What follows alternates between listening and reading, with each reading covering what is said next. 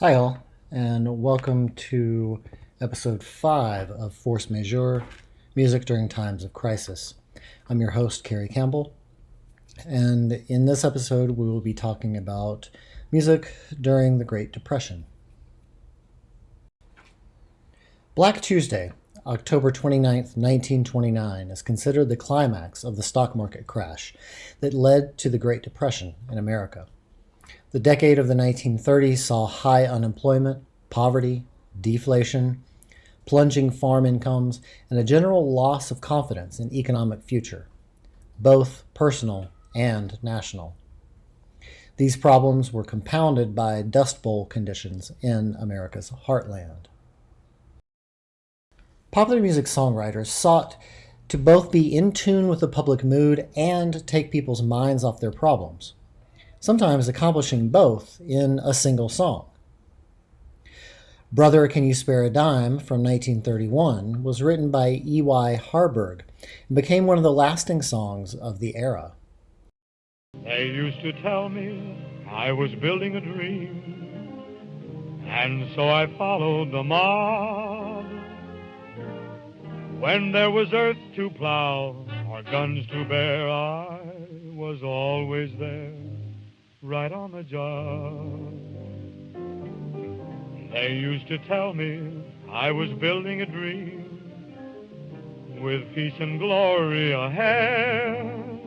Why should I be standing in line, just waiting for bread? Once I built a railroad, I made it run, made it race against time. Once I built a railroad, now it's done. Brother, can you spare a dime? Once I built... One of the ways to deal with a crisis is to keep a sense of perspective, and the song Life is Just a Bowl of Cherries, also from 1931, reminded listeners to do just that. It says in the song that rather than worry about money, which is only ever temporary, we should live and laugh, laugh and love. Life is just a bowl of cherries. Don't be so serious. Life's too mysterious. You work, you save, you worry so, but you can't take your dough when you go, go, go. So keep repeating it's the berries. The strongest oak must fall. The sweet things in life to you are just loans. So how can you lose what you've never owned? Life is just a bowl of cherries. So live and laugh at it all.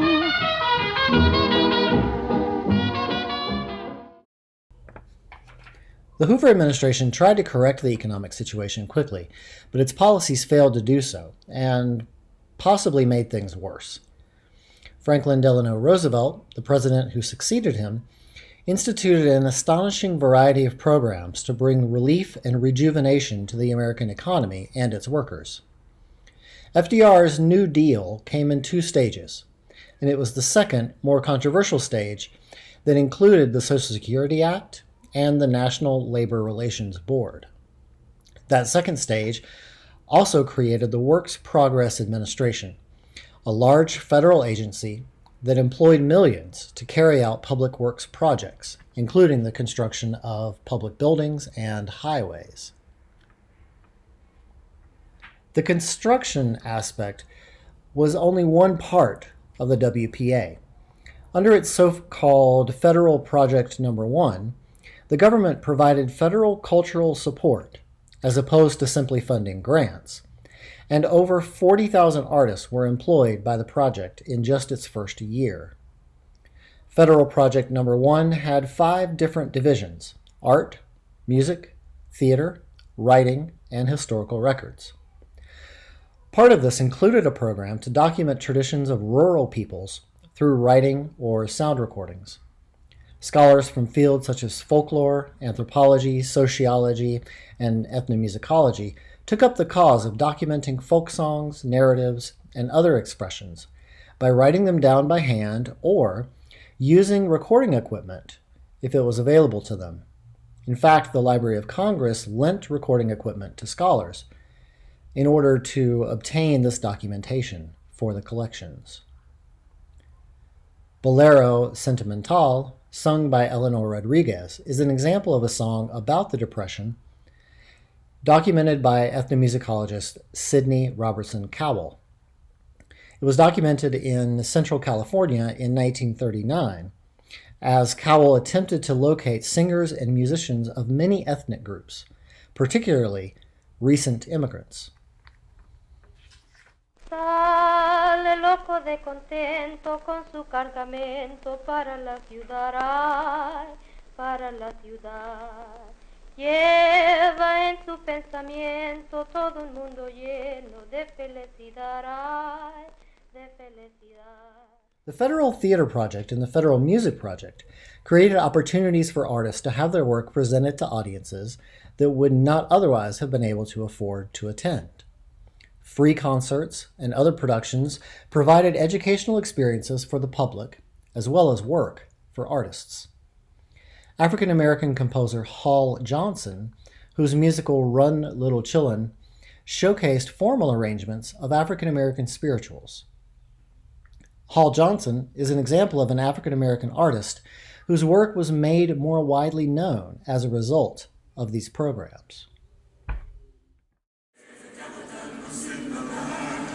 Sinners with us, rain or shine. Look at children that are falling. Don't run to the east, don't run to the west. Just fall in the middle of Jesus' breast. All right, little children, run towards the devil that was in the line. Oh, run on down to the Jordan River. Cover your face with the fiery pillar. Plant your feet on the rocks of ages. The Federal Music Project Division was created to employ professional musicians registered on the relief rolls. It sought to employ them as instrumentalists, singers, concert performers, and music teachers. The former director of the Cleveland Symphony was named the head of the FMP. Under the project, music education was offered at public schools that did not already have existing programs. So-called music laboratories consisted of the performance of a program by one or more contemporary musicians, preferably young musicians in need of a public hearing, who afterward took the stage, explained their musical purposes and views, and replied to questions by the audience. Mark Blitzen's pro-union folk opera, The Cradle Will Rock, was born of this era, and it was directed by a 21-year-old Orson Welles.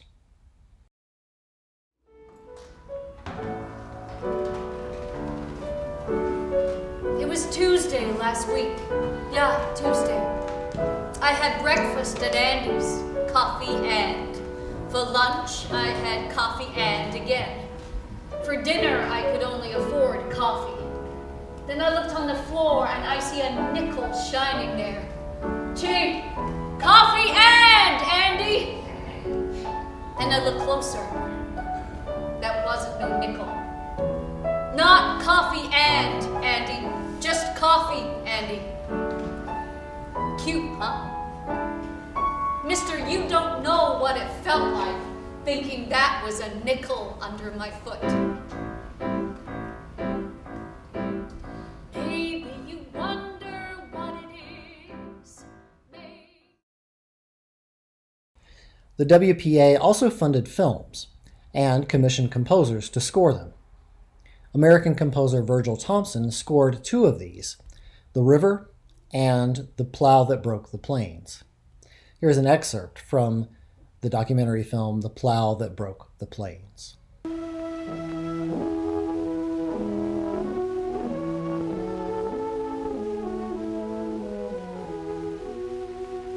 The grasslands, a treeless, wind-swept continent of grass, stretching from the broad Texas panhandle up through the mountain reaches of Montana to the Canadian border. A country of high winds and sun. High winds and sun. Without river, without stream, with little rain.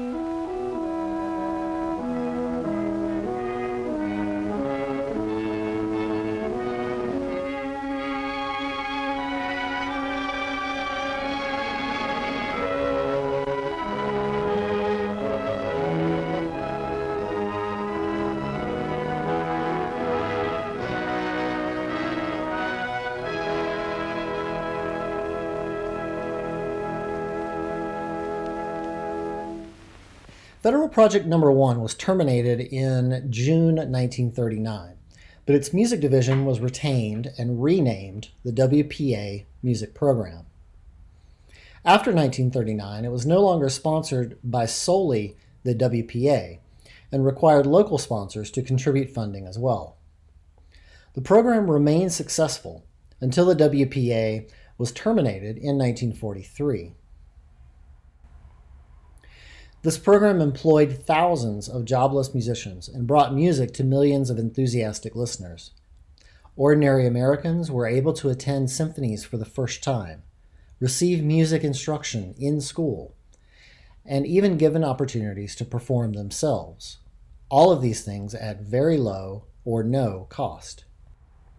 Roosevelt realized the importance of the arts in American culture and stated that the American dream was the promise not only of economic and social justice, but also of cultural enrichment. Thank you for watching, and stay safe, stay healthy. We'll see you next time.